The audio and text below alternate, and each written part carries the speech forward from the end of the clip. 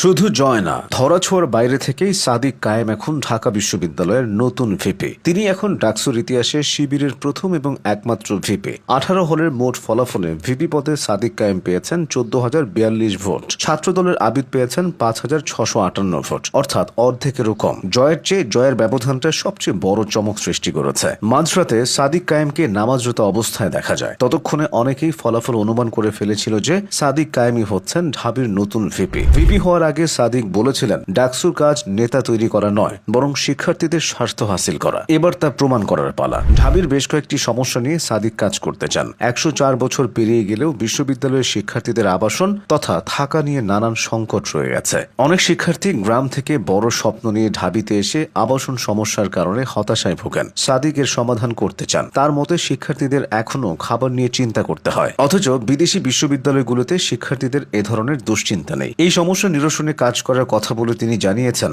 অনেক শিক্ষার্থী চিকিৎসার অভাবে ভোগে, এ বিষয়েও পদক্ষেপ নেব। ঢাকা বিশ্ববিদ্যালয়ের সবচেয়ে আলোচিত বিষয়গুলোর একটি রেজিস্ট্রার ভবনের শিক্ষার্থীদের ভোগান্তি। এই বিষয়টিও সাদিক কায়েমের সুনজরে আছে। তিনি বলেছেন, রেজিস্ট্রার ভবনের কাজ এখনো মানধাতার আমলের মতো চলে। শিক্ষার্থীদের এক কাজের জন্য বারবার দৌড়াতে হয়। তিনি শিক্ষার্থীদের পার্ট টাইম চাকরির সুযোগ, আধুনিক লাইব্রেরি ব্যবস্থা, মসজিদের আধুনিকায়ন, নারী শিক্ষার্থীদের জন্য আবাসনের প্রসার সহ বিশ্ববিদ্যালয়ের সামগ্রিক সমস্যার সমাধানে কাজ করতে চান। ঢাবি শিক্ষার্থীদের বেশিরভাগই মধ্যবিত্ত পরিবারের সন্তান। সাদিক কায়েম নিজেও মধ্যবিত্ত পরিবারের সন্তান, তাই সিনিয়র, জুনিয়র ও সহপাঠীদের সমস্যাগুলো তাকে নতুন করে খুঁজতে হবে না। তার বাবা একজন কাপড় ব্যবসায়ী। সাদিক কায়েমের ছোট ভাই চট্টগ্রাম বিশ্ববিদ্যালয়ে পড়ে। সেও ছাত্র শিবিরের রাজনীতির সঙ্গে জড়িত।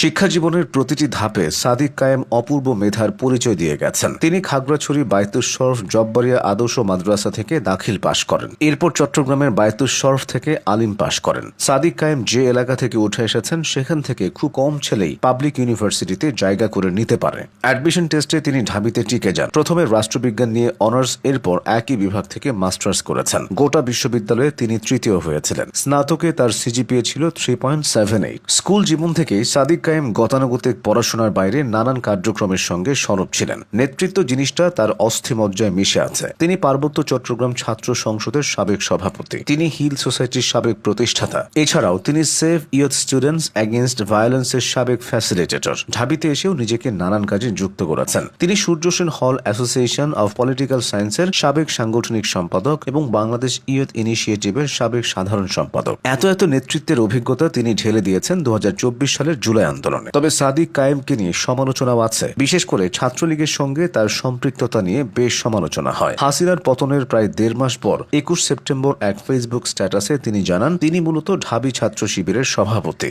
সমন্বয়ক থেকে তিনি হয়ে যান ঢাবি শিবির সভাপতি। এরপর সারা দেশে হইচই পড়ে যায়। এতদিন সফলভাবে পরিচয় লুকিয়ে রাখার জন্য সাদিককে অনেকে বাহবা দেয়, অনেকে সমালোচনাও করে। তবে পরিচয় লুকানো ছাড়া কোনো পথ খোলা ছিল না। 2009 সালে আওয়ামী লীগ ক্ষমতায় আসার পর থেকে ঢাকা বিশ্ববিদ্যালয় ক্যাম্পাসে ছাত্র শিবিরের রাজনীতি প্রায় নিশ্চিহ্ন হয়ে পড়ে। অনেকটা নীরবে থেকেই শিবিরের কার্যক্রম চলে। সেই শিবিরের সাদিক কায়েমই এখন ঢাবির ভিপি। যদিও শিবিরের অনেকে সাদিক কায়েমকে শুধু ঢাকা বিশ্ববিদ্যালয়ের রাজনীতিতে নয়, জাতীয় রাজনীতিতে দেখতে চান। সাদিক কায়েম ভবিষ্যতে কোথায় কি করবেন তা সময়ই বলে দেবে। সাফল্যের বিচারে সাদিক কায়েম ঢাবির সাবেক শিবির সভাপতি মির্জা গালিবকেও ছাড়িয়ে যাবেন বলে ধারণা করা হচ্ছে।